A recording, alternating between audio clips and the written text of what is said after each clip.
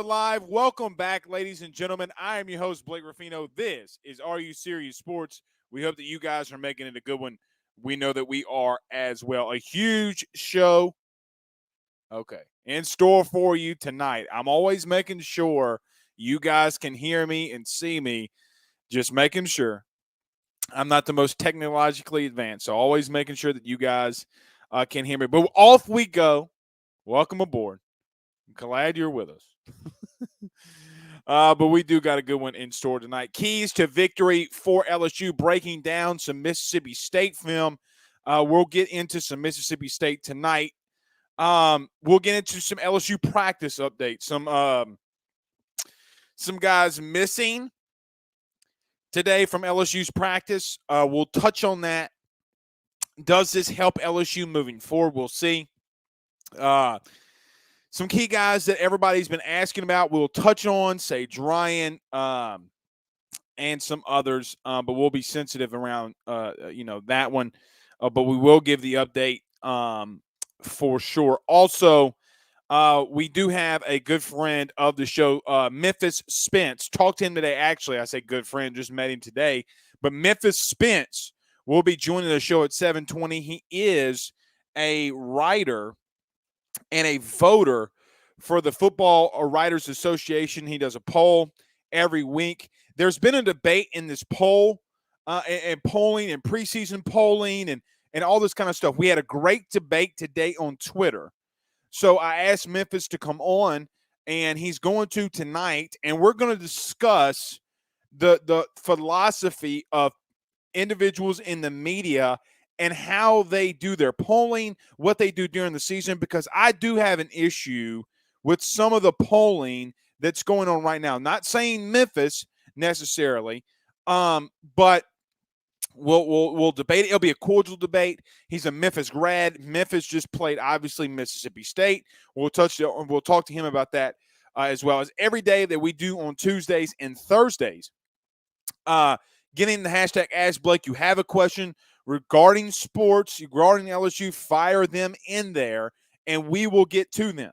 We will get to them. You want to talk politics? This ain't the show for you.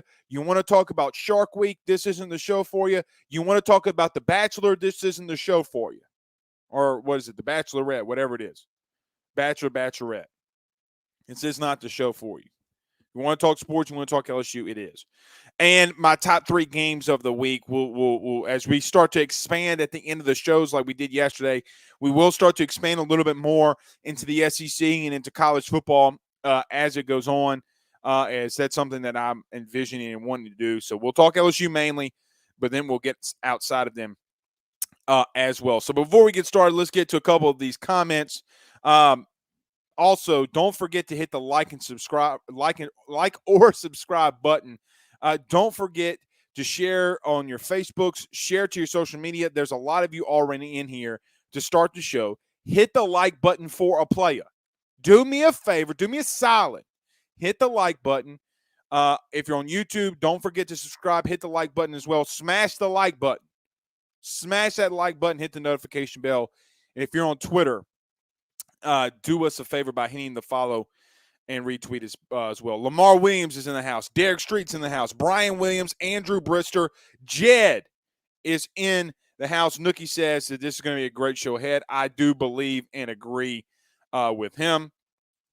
Carl the Cat says, we are live. That we are, my good friend. That we are.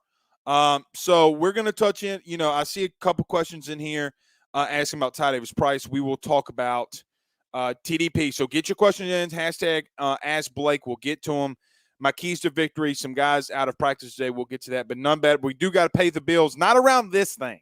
Because this is the Drake Williams law firm that we are currently at. Now, I've been getting on Spectrum's ass. Spectrum is our internet provider at the studio. And those Rudy Poo candy asses better get our internet up by next week or I'm going to lose it. Guys, we're on day 24. But they are working hard. I'll give them that. They're working hard. The linemen are working hard. They are not. So let's get that understood. So let's do this. As we're live on location at the Drake Williams Law Firm, let's pay some bills around this thing, and then we'll get started. None better than our good friends over at GM Varno & Sons, betonline.ag. Guys, with 63 years of experience, nobody's better equipped to servicing your vehicle, RV, camper trailer, and or tractor than GM Varno & Sons. 225-614-9992. That's 225-664-9992. That is the phone number to call them today. Go see them over at 2500 Florida Boulevard in Denham Springs, Louisiana. If you got that RV, big rig overhaul, motorhome chassis, routine maintenance, tire rotations, tire sales, no job is too big or too small over at GM. Again, go see them over at 2500 Florida Boulevard or give them a call at 225-664-9992. Tell them your good friend Blake Ruffino at AYS sent you on by. And our good friends over at betonline.ag. Guys, whip out that mobile device after the show. You want to start placing some bets? Whip that sucker out. Whip it out. Because we're going to give you some good bets for this week at the end of the week that you can make none other than on betonline.ag. Guys, with mobile gambling getting past in this state and it becoming relevant in our country, you got to get over to BetOnline. Use the 50% welcome bonus and let them know that your good friend Blake Ruffino sent you on by using Believe and or Are You Serious Sports tab. That's betonline.ag. Betonline.ag. All right, let's get this thing rolling. Let's get this thing a-rolling, y'all. Michael Porter says, I don't know what that means, the name. I think I missed something here, but Osama on YouTube says Ed O said they would rotate up to 10 D linemen, and he hasn't done that yet, honestly. And he has so much talent, he hasn't even attempted to put on the field yet. So let's look at the D linemen. You have B.J. Ojulari, Andre Anthony. You have Neil Farrell, Tank Guillory, Joseph Evans, Mason Smith, Jaquelin Roy, Desmond Little, that's gotten 2 sacks. Who else am I missing? Andre Anthony's been in there. Ali Gay. So, Osama, I think that you're wrong here, my friend. Ed Orgeron has rotated in 10 D linemen. He has rotated in 10 defensive linemen throughout this season. So I don't know what you mean by there. He has kept to his word there. I mean, we just rattled them off. But let's get into some practice updates today from LSU. Ty Davis Price, we can confirm Ty Davis Price was not at practice today. Now, this has been an interesting thing from LSU fans because obviously the success that Corey Connor, the true freshman running back, Mr. Ohio himself, had last week against Central Michigan. You never wish or want a player to be hurt, but I do think that Corey Kiner, if Ty Davis Price is indeed nicked up and has a little bit of an injury, that he's going to wind up starting this upcoming Saturday. Now, you don't like going on the road and you don't like playing a lot of freshmen, but guys, the truth is you're going to have 4 and 5 freshmen on this team on offense at any given moment. Guys, there's a chance that you're going to have Jack Besh, Brian Thomas, Deion Smith, Corey Kiner. If Garrett Dellinger gets in the game, guys, that's 5 freshmen out of 11 guys. So almost close to half of your offense is going to be not only just freshmen, but true freshmen that will be out there. True freshmen that have come in here and done really good and had a lot of success early on. But now that you're going into SEC play, how is that going to be a factor? How is that going to be a factor? A lot of people won't, running back has been a position historically where you can be a younger guy and a younger cat and come in here and rotate. And you can not rotate, but not even more than rotating, but that you can come in and actually dominate as a freshman. We've seen it at LSU. We've seen it in the SEC. We've seen it across college football that can happen. Corey Kiner is looking like, if practice continues to prevail, if Ty Davis Price is unable to go, that he's going to get the start. That is the update that we are getting out of Baton Rouge right now. Some other things and some keys to victory. So we can even stay on the Corey Kiner news. Guys, on Tuesdays, we'll probably talk about keys to victory, early keys to victory. During lunch, and I know I'm obsessed with this shit, and I probably should find another hobby, but I really don't have one. We'll talk to Memphis Spence about this, but watching the Memphis-Mississippi State game And I know that we can talk about LSU's offensive line and how Rudy Poo that they've been, and how, as The Rock would say, and you all know how Rudy Poo that they've been. Guys, I'm going to tell you, there's this Mississippi State offensive line. I mean, look, I'm looking for a garbage can. Guys, they've been hot trash. I mean, I'm not trying to talk ill about Memphis, but Memphis does not have the defensive line that LSU does. They do not. Guys, they were getting home with 3 guys most of the time, and they wreaked havoc on Mississippi State. Now, I said this before, but we have actual evidence of this happening this season. Mississippi State has serious issues on their offensive line. They have serious issues when it comes to running the football. Now, when they got in the end zone, they are close to the red zone, close to the end zone. They were able to score, but the running game's not there. It's not something that Mike Leach wants to do. You flip the ball, or you flip on the other side of the ball on Mississippi State. Guys, I think that this is the game. If you're going to establish your running game, if LSU is finally going to establish a running game, especially going into the SEC, this will be it. This is the time. There were multitudes of times that Mississippi State would have 6, maybe even 5 guys in the box. If you can't run the ball with 5 dudes in the box, I don't know what to tell you. Pack up your lunch pail, because you don't deserve to win that football game. You don't deserve it.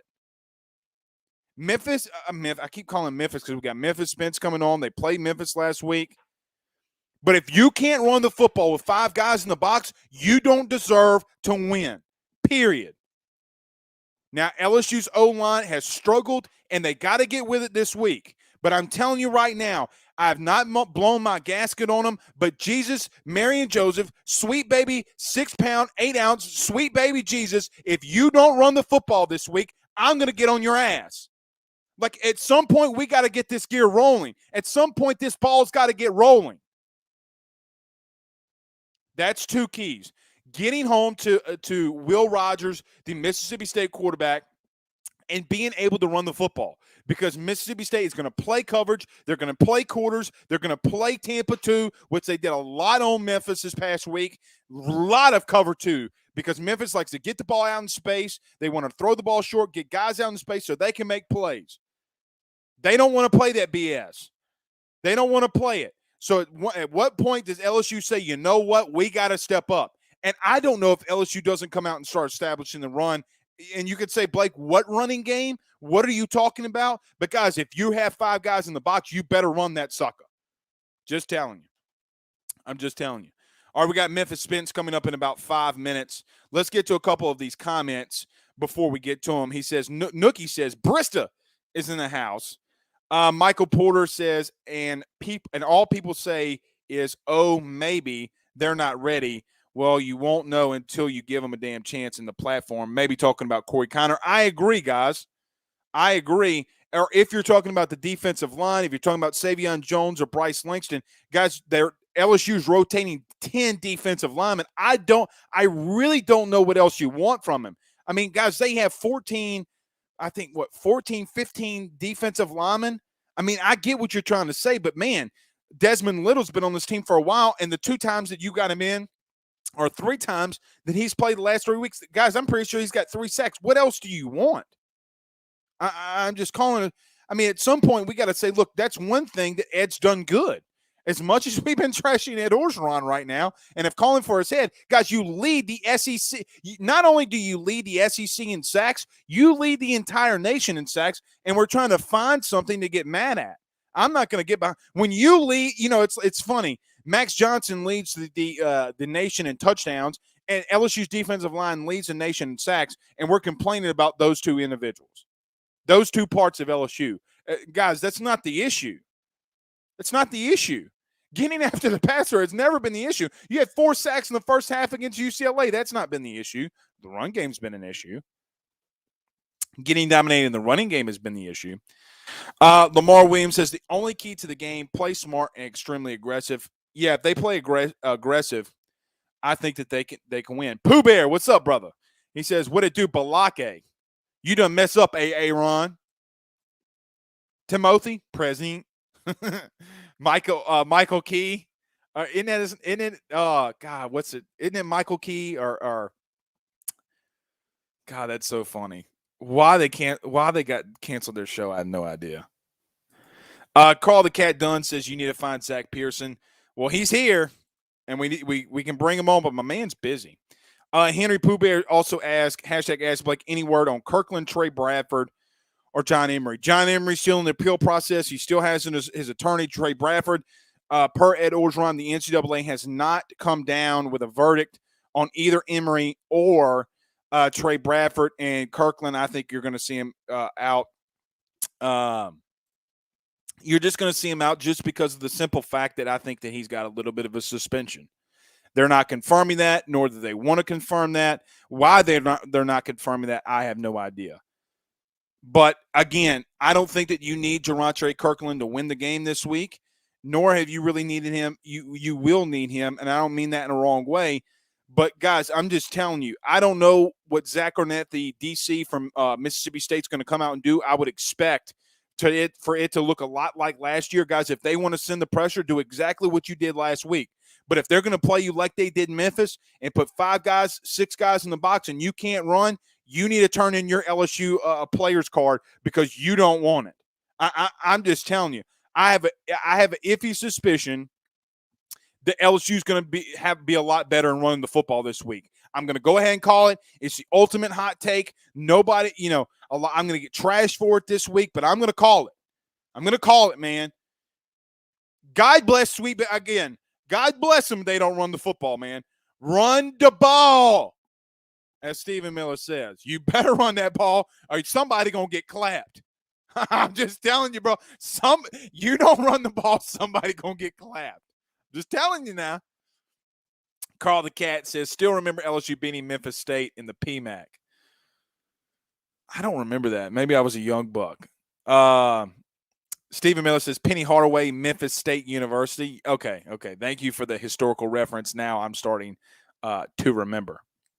Nookie says, they will always be Memphis State to me. I got you. I'm with you now. I was like, Penny Hardaway didn't go to Memphis State. What y'all talking about? Penny Hardaway. All right, let's get to a couple more, and then we're going to get to our good friend Memphis Spence. Guys, I mean, I think this is going to be a lot of fun. He's a Football Writers Association of America poll voter. He does a Sweet 16. We'll talk to him about it. Speaking of Memphis, he's a Memphis grad. We'll talk to him what he thought about Memphis State. Memphis State. See, look what y'all got me doing. We're talking about Memphis State.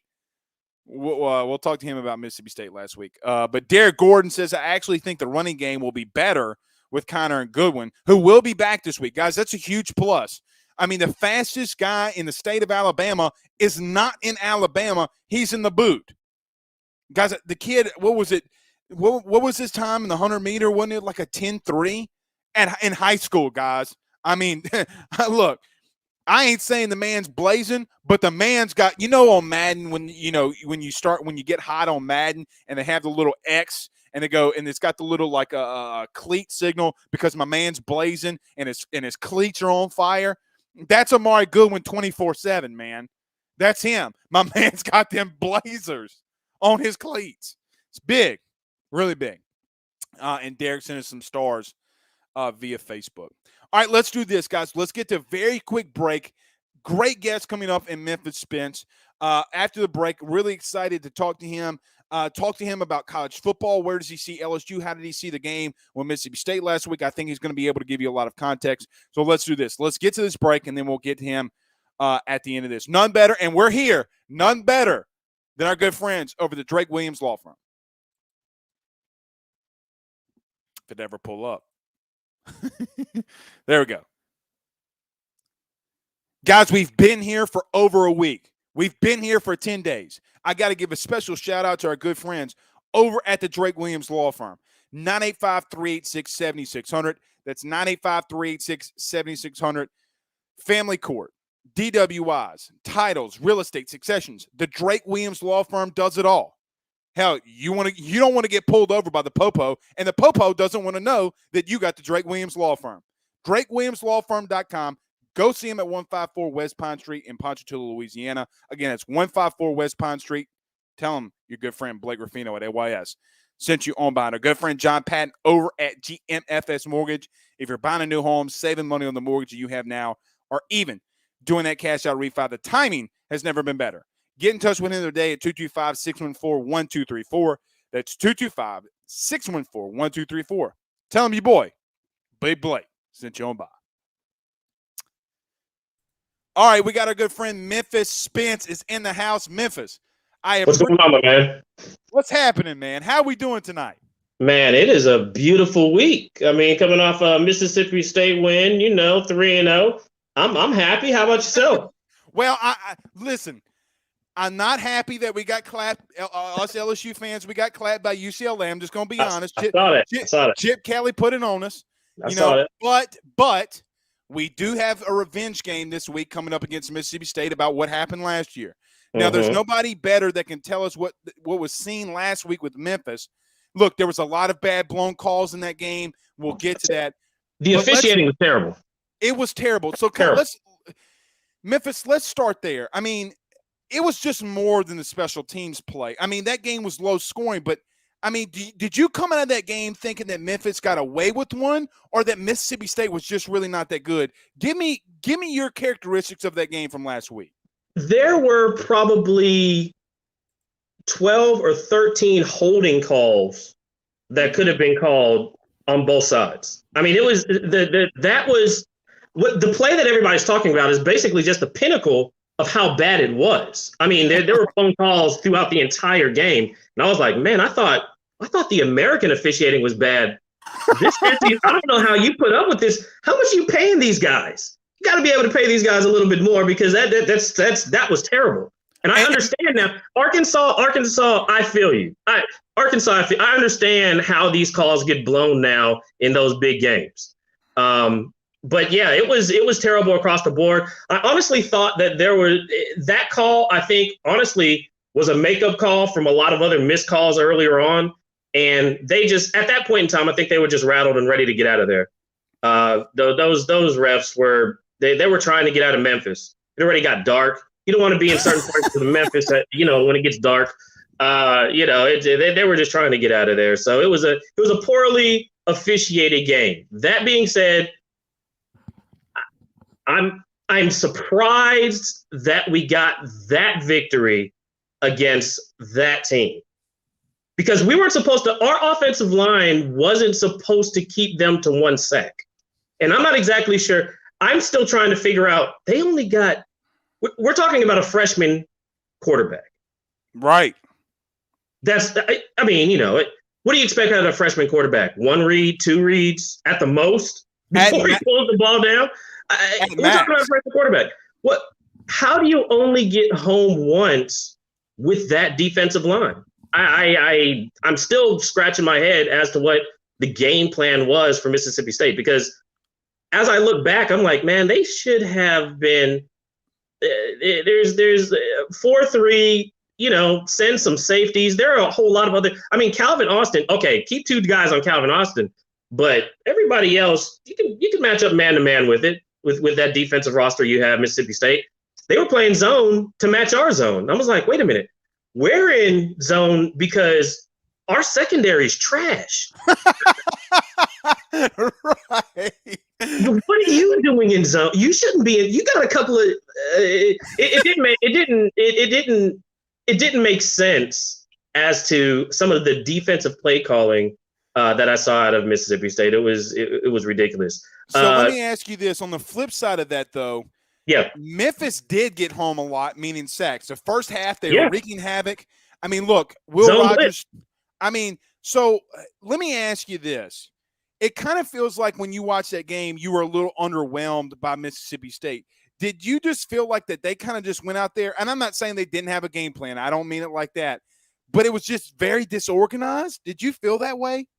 I almost think, how like you look over a game, and Mike Leach knows better than this. I think he looked over this game. I really think he said, let's prepare for LSU. Mm-hmm. Right? Let's prepare for LSU. We're going to beat Memphis. Let's prepare for LSU. And that didn't happen. There were a couple of the turnover early helped, because it kind of got everybody into the game early. But I mean, in terms of you should be Arkansas State put up 50 points on us the week before. I thought this was going to be a bloodbath. And you know, Butch Jones, give him credit. You know, he did come with a game plan. He knew he scouted us and said, you know, their secondary. Once you get past their front seven, their secondaries they can catch you. The question is, are they going to tackle you? Because we only got one dude that really is solid with his tackle. He's locked. I don't think he's a shutdown corner, but he's a lockup corner. But other than that, I mean, there really wasn't a game plan. Mississippi State. Here's what I'll say about that. I think Mississippi State lost that game more than Memphis won it. I don't disagree. And look, I've preached this on this show. Look, we're 323 new episodes in, and I've preached this from episode 1 to now. That one play with the special teams, although horrific, you can't get there, Memphis. You can't allow, especially if you're an SEC team going up against Memphis, that can't lose you the ball game. But that didn't lose them the ball game. And like you mentioned, they just kind of felt like they were a little disorganized. I do want to ask you this kind of, you know, we are LSU-centric, SEC-centric podcast. Yeah. So I do want to ask you this. LSU does go to Stark Vegas this week. And look, last week, you know, they had a lot of turmoil with, you know, God bless him, and, you know, the passing of Kevin Folk's daughter. Ed Orgeron is on the hot seat. They with all of that being said, though, they played inspired. What do you think is going to be the outcome of this game? Because Mike Leach is like the weird Johnny Depp pirate individual that you never know what you're going to expect. So from the team that you saw last week in Miss State to the team in LSU that you've seen so far, how do you envision this game coming up Saturday? LSU has to control the time of possession, which means what you were saying, running the ball. I mean, run the ball. If you don't have, if 3 and 21 don't have dirty jerseys by the end of the game, somebody needs to go, because there's really, I mean, Parham is on that line. I mean, our offensive line is decent. There's one guy that may get an NFL look. But there's no way we should have been able to run the ball the way we did, as efficiently as we did in the second half. Second half of football is where your studs are supposed to stand out. The conditioning is supposed to stand out, right?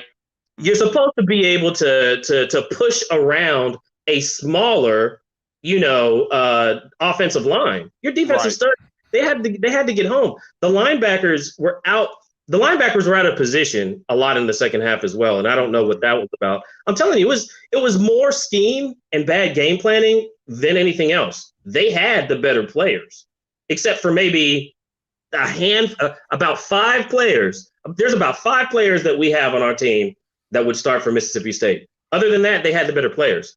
This was all about being they got outplayed by a quicker, grimier, never say die, whoop that trick type team. That's basically what happened.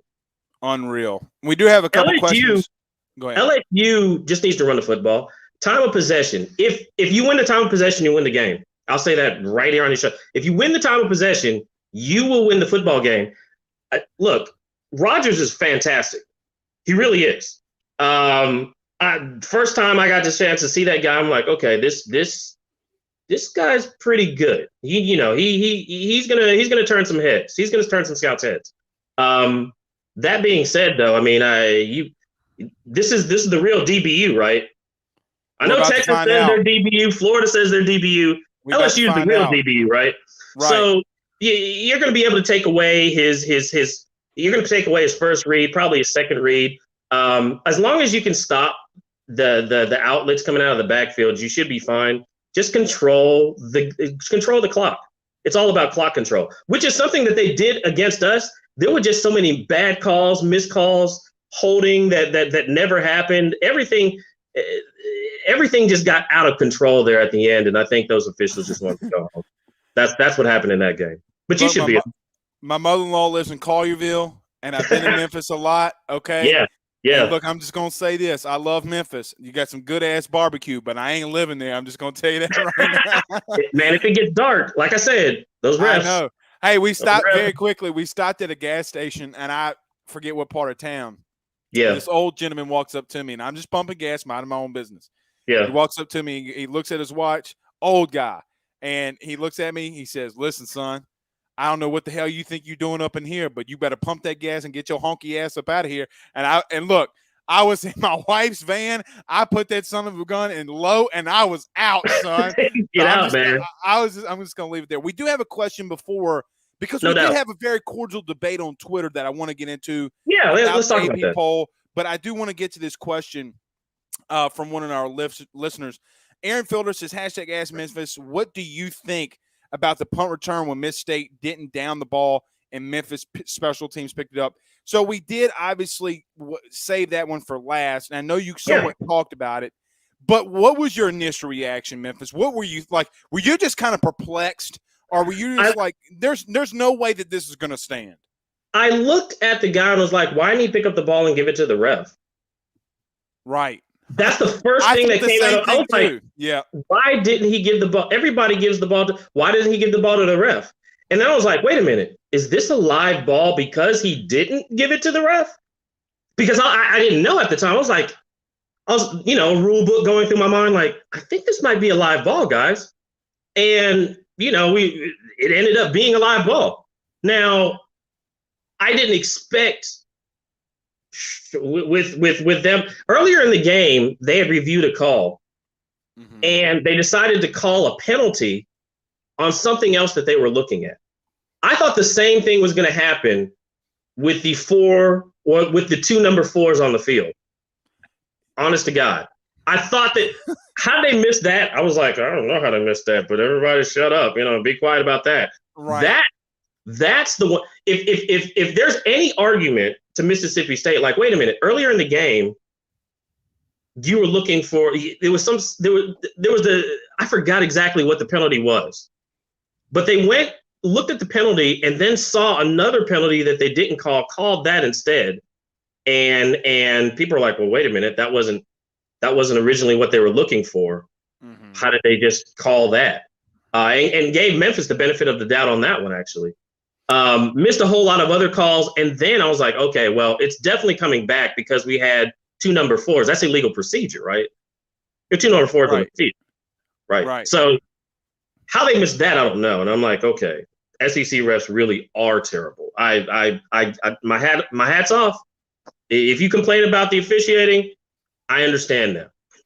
Well, I did put, maybe I might have said that the Mississippi State player Rick James the ball, and he should have, he probably should have Tina Turnered it, just held on. But regardless, all right, I'm going to give everybody a preface of our conversation earlier today that I thought was amazing.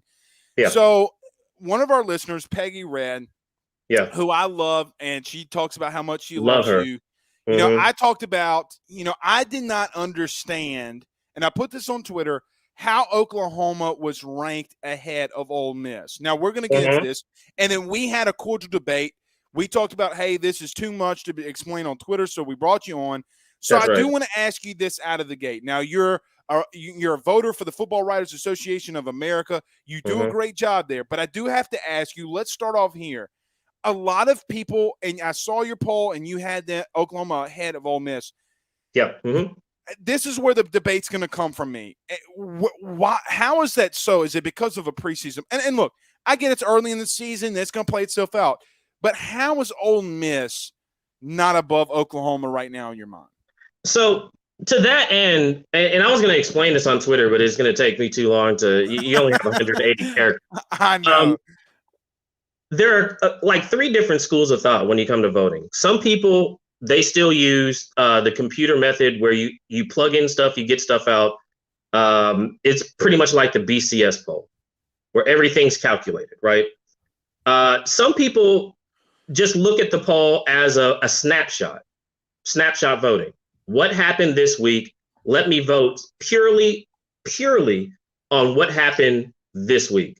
And then there's some of us that are more chart type voters, meaning, okay, what happened last week? What happened the week before? What happened? Bringing everything from last year to present, where do we think this team actually is? And that's more or less what I'm doing. I brought Oklahoma. I had Oklahoma at 4 the week before.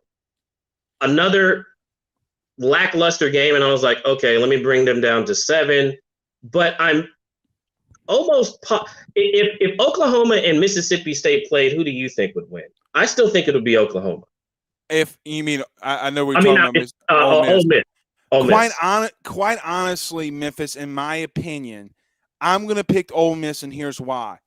I mean, you got to show me something if you're Oklahoma. I mean, look, Tulane, and look, they have a common opponent, right? Tulane is the common opponent. With that being said, Tulane going to Oklahoma dealt with Hurricane Ida, being displaced, okay, not being able to contact with parents, and they almost lost.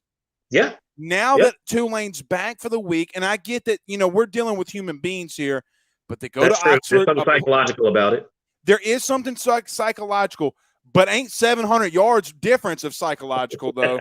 And so there's a part of me that wants to always ask writers and or voters, like, so for example, if I were to do it, but I'm not a pollster. You have 10 thousands of more years of experience of what I would do in voting in a poll. And look, I'm going to be a little honest with you. I did a poll today. That shit's hard. I'm just going to be honest. That shit ain't easy. It ain't. But the first thing you have to do is figure out what's the logical, like if you're a snapshot voter, basically you look at what happened this week and you weigh it heavily, right? A lot of problems with that though is recency bias, right? Right. You're right. I just saw this amazing performance, but then you start thinking, well, would that team be able to do that on this team? Well, and speaking of Mississippi State, like the LSU last year, KJ Costello threw for 600 yards. People were talking about the Heisman. That's a great point. Exactly. So that's the only reason why I try not to weigh recent games too heavily for that point. I remember 2015, right? Ole Miss goes in, beats Alabama. Right. Well, look at that, man. Hugh Freeze is really doing it. I remember Hugh Freeze. I interviewed him while he was there in Memphis as a high school coach. 4 weeks later, Memphis beats Ole Miss. Right. Am I to believe that Memphis is better than Alabama? No. I have to get rid of the recency bias, right? I gotta, we were a bad matchup for Ole Miss. Ole Miss was a bad matchup for Alabama. Right. It does not mean that that Memphis is a bad matchup for Alabama. No. We can't. That logic doesn't really work. I don't use it. I know some people that do. I know voters that do. They make those assumptions, but I can't. I mean, my brother teaches logic at Penn. I can't use that type of logic, man. He would try me. The long and the short of it though is I do weight a lot of what happened last year, especially in the preseason poll. A lot of what happened last year. Did I see this team in the college football playoff? That's still meaningful. I know it's not the same team. I know the guys that went to the NFL. I know the guys that came onto the team. I know it's not the same team. But do I trust this team to actually perform throughout the year? And that's basically the question. Also, let me match up this team, because games are about matchups. They're not really about conferences. They're about matchups. Which team is going to get in the trenches and move this other team? It's about the Jimmies and Joes. Who's moving somebody out of, and that's why I think LSU should just wipe the floor with Mississippi State this weekend. But just run the ball. Run the ball. Just have to run the ball. Time management, run the ball. But that's what I do. I say, all right, I'm not going to flip out, a bad start. Bad start for Oklahoma. They're still winning, though. They're finding ways to win. I know that Ole Miss looks like they're world beaters. I know Lane Kiffin is killing it, but you'll find probably later on in the season where that defense has some really, it's suspect. It's suspect. And their offense is covering up a multitude of sins right now. I love that. I say that all the time. You're my new favorite human being on the planet Earth. Covers a multitude of sins. Thank you. It is covering up a multitude of sins. And that's, you expect Lane Kiffin to be able to do that, but once Ole Miss starts seeing teams like a Georgia or an Alabama, even Texas A&M this year, LSU, the offensive line should take care of a lot of the issues that a lot of these other teams are having, basically, and that's not given Will Rogers 50. I think he had 50 completions against Memphis. They still lost. He did 50. And he was back there all day, and I'm like, I have no idea how we won that game with their talent. I don't know either. It's still head scratching. But don't give him 50, 30 completions, maybe 25. I mean, get home, make him move, because I don't think if he stands back there, he's going to find a receiver. Make him move him out of the box. He's not really as accurate on the run. So move him out of the box, which means basically coming corner blitzes. And I know those LSU DBs can get home. Corner blitzes, send them. Orgeron's going to be able to do this. He should be able to get this done. God bless it. Or we're looking for a coaching search. I'm just going to throw that out there. Look, and one more, and you've been so gracious with your time. We'll get you out of here. And I think this is a longer debate. We'll have to bring you on. And look, we'll talk. Look, we'll talk, and we might put something together to continue to bring you back on, because I really like this. But from getting on the field, football-wise, Ole Miss versus Oklahoma, and I agree with you. I can be very emotional, okay? Mm-hmm. However, look, when I when I see Oklahoma and the struggles that they have offensively, okay, they had it in 2019 offensively, and we saw what LSU put on that ass, and we saw what Kansas State put on that ass. My question, and I can't believe I'm about to say this, Memphis, I really don't care what Ole Miss does defensively, because I don't know if they can keep up. Because quite honestly, Spencer Rattler right now, he looks bad. He looks bad. And you can't – that defense is not going to shut down Matt Corral. I'm sorry. So when I get to on the field – and so here's my question. Is a 9-3 – let's give a hypothetical. Is a 9-3 Ole Miss team not better than Oklahoma that would probably get in the playoff if they won the Big 12? And that's why a lot of people want to see the playoff expanded. So, look, to me right now, it feels as if that, we put these teams in there, and I don't know. And look, I agree with you. I'm an emotional human being. Just ask my wife. Okay, so you're right there, and not to overreact.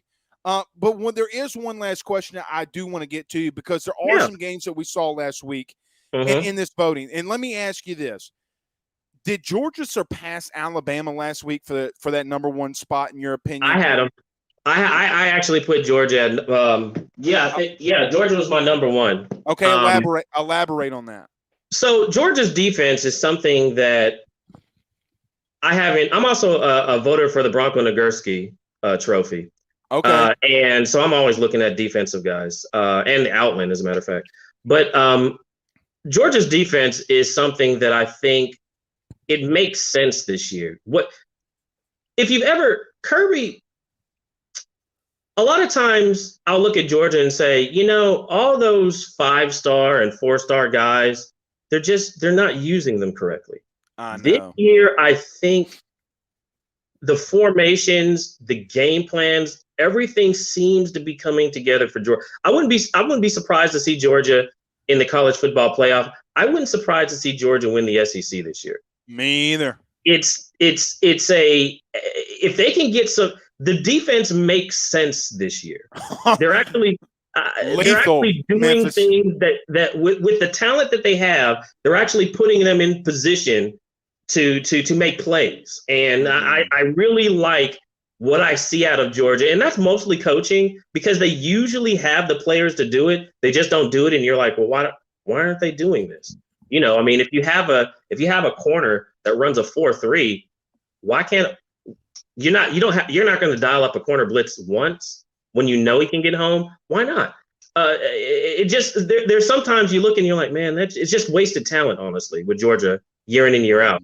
This year, I think it's early. It's early. But Kirby looks like he's like, okay, I think I know what I need to do this year. Trial and error is over. I think this is a year that they get to the SEC championship and actually win it this year. Alabama had two guys. One of them won the Outland last year. Landon. I really like what their offensive line is this year, but their offensive line last year was way better. Like they were the best offensive line. Look, as a former collegiate one, they're the best offensive line we've seen in 10 years. It's not close. Yeah, I mean that O-line was. Last year's O-line was. It was something. It was something. To me, you talk about Kirby, and I felt like you know that GIF on Twitter with the Grinch and he smiles, because he's about to take the presents. Right. When he's only sending 3 guys, on pressures. And he's kind of smiling because he knows he's going to get home. That's the smile he gets.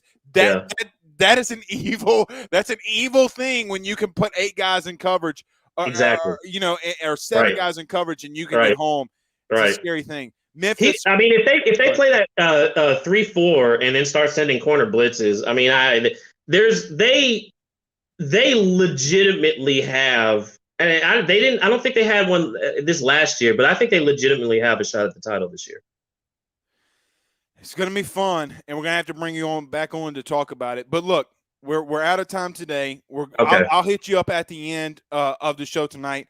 But no doubt. Everybody, Memphis, you've been fantastic. I want to give another shout out to Peggy Red for hooking us up there. But tell everybody where they can follow you and they can follow all your stuff. So I've been broadcasting on Sports Radio America now for the last 10 years. The College Credit Hour, noon to 2 Eastern, Mondays and Thursdays live. You can catch me there. You can catch the rest of this stuff and all the great writers that I surround myself at Sports Radio America. Sports Radio America has some of the best independent guys. We try to coach up these guys, get these guys into places like CBS, ESPN. We have guys everywhere now. So just check out some of the work, some of the young journalists that we're running through the mill. They're out there grinding, and we're trying to give them better opportunities out here in sports journalism and in sports radio. Look, the people in the chat have spoken. I mean, you're the Michael Jordan of AYS guest right now. I'm just going down the comment. Spence is the GOAT. Blake, with all due respect to your other guests, but they're shit. Bring Spence back on. Okay, so we'll do it. But Spence, no doubt. I appreciate it, man, and we'll talk soon. You have a good night and stay safe. You too, my man. Take care. All right, that is Memphis Spence joining us. Guys, that was fantastic. And I thought that he did a fantastic job of breaking down Memphis, Mississippi State. Look, there's a reason I didn't bring a Mississippi State guest on. There's a reason we bring guests on, and look, he's uber talented, and I appreciate him for what he did. And look, even getting a behind-the-scenes look at what voters go through and what voters do with their polls. Like him talking about Ole Miss. Look, I was highly emotional this week, putting them at 4 myself, but I still think that team is better than Oklahoma. But he's thinking of recency bias and how it's burned him in the ass in the past. And you got to give him respect. He was fantastic. We'll bring him on again soon. Absolutely amazing. Darren says, really enjoyed your insight, Memphis. Definitely following. Yep.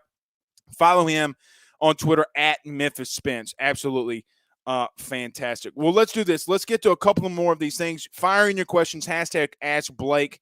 You got any LSU questions, games, SEC? We'll get to them. I saw a couple of people asking about Ty Davis Price.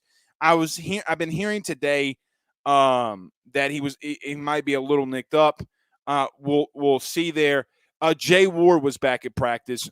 Look, and a lot of people have been asking about 5-star safety Sage Ryan. Look, he is. I'm going to be very sensitive with this, but I think that he's going to be out for a little bit. I think everybody knows the connection there of Sage Ryan. Give him a little bit. He'll be back.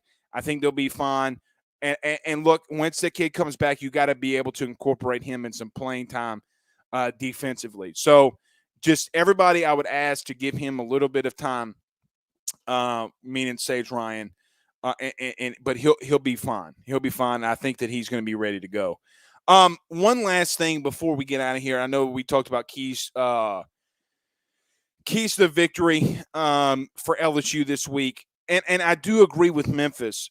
Look, I know that Mississippi State only hasn't been that team. They scored 24 points against NC State, 17 points I think it was against Memphis, 34, 38 points, whatever it was against Louisiana Tech. I think that he's right. And he kind of saw the same thing that I did. You got to be able to run the football against Mississippi State. Look, if they're going to send pressure, do what you did last week. But, guys, if they're going to keep 5 and 6 guys in the box, I think that this is the game that LSU finally establishes a running game and gets himself a little bit more confident moving forward. And, look, Corey Connor has been the guy that we've seen that likes to contact, that will break tackles. I'm going to make the ultimate hot take, and I could be wrong. And you guys know that when I'm wrong, I say it, and even when I'm right, I'll come out and say it. I think that this is going to be the week. So I like LSU this week in the running game with Corey Connor. Let's see. Chase Orgeron says, "Bro, my Twitter account got suspended with no explanation. It's BS." Well, I've been tagging you, Chase. I was wondering why you were, you hadn't been talking to a player. They always. Look, I'm just kind of waiting for the day, and I hope they don't do this, but I don't want to get suspended. But I kind of look. All my friends are getting suspended, and I don't know. Darren says, "Not at the expense of the Gumps winning it again." Yes, I despise the crap out of the Gumps. Look, I still think Alabama got exposed last week. I get people saying that, well, Florida played up and fans and all this. I know when a human being's getting pushed around, and last week they got pushed around. And the crazy thing and the scary thing for everybody else around college football is that Nick actually was happy that they got pushed around so that he can hammer his team. Like, that's what's more, and so he can run his team into the ground. Figuratively speaking. So, look, I think it's going to be a showdown. I really do think it's going to be a showdown between them and Georgia, and I agree with Memphis right now. If they lined up right now, I'd take Georgia in a heartbeat, and I wouldn't think about it twice. Joseph on Facebook Live says, #AskBlake, score prediction, ? I got LSU winning 44-27. I'm gonna wait. I'm going to hold that one on to the end of the week. I want to see if some of the guys come back. Is Jay Ward completely healthy, coming Thursday? Let's wait for that because, look, for me, if Jay Ward is back and he is 85, 90% healthy, especially after what we saw in UCLA with guys being lined up right and LSU going out there dominating defensively, I think that LSU has a chance. Now, Andrew Brister asked earlier about the money line. Guys, I'll say this again. It does not – personally, I don't like that the line is going down, but I think that voters and like LSU's got to show a little bit of this too. Guys, I think it could be a close game. At the end of the day, I'm not going to snub Vegas like I did from UCLA. I kind of learned my lesson. I could see it being a close game. There are parts of me, though, however, that looks at this game and says there's no way that this game is close. But then on the other hand, I'm like, where do I take my biases out of it? Now, Memphis even talked about Memphis Spence even talked about, look, man, I couldn't believe that we were able to get to Will Rogers and get sacks, rushing 3 guys. So, the same sentiment that I preached before he came on. So there are parts of me that ask the question, is this defensive line for LSU going to eat, like literally eat this weekend against Will Rogers? Can they cover? Can they, are they better in crossing routes? This is the ultimate game for Ed Orgeron, so we'll see. We will see. Chase Orgeron said, just win, baby. Gino Vega, again, sending the stars via Facebook. Logan, and so I greatly appreciate that, Gino. But Logan has #AskBlake Ali Gay. He's good to go. Per Ed Orgeron, too. Last one, Jacob Cole says, hashtag ask Blake, how many rushing yards does LSU need for the run game to be considered back? Look, I think more than the rushing yards, I think that they need a running back that has over 100 yards rushing. You know, if LSU runs for 150, or let's not even go that far. If LSU runs for over 100, let's get them over 100 right quick. And then, you know, if you get to 125, 150, I really want to see a back get over 100. Like, that's what I want to see more than anything.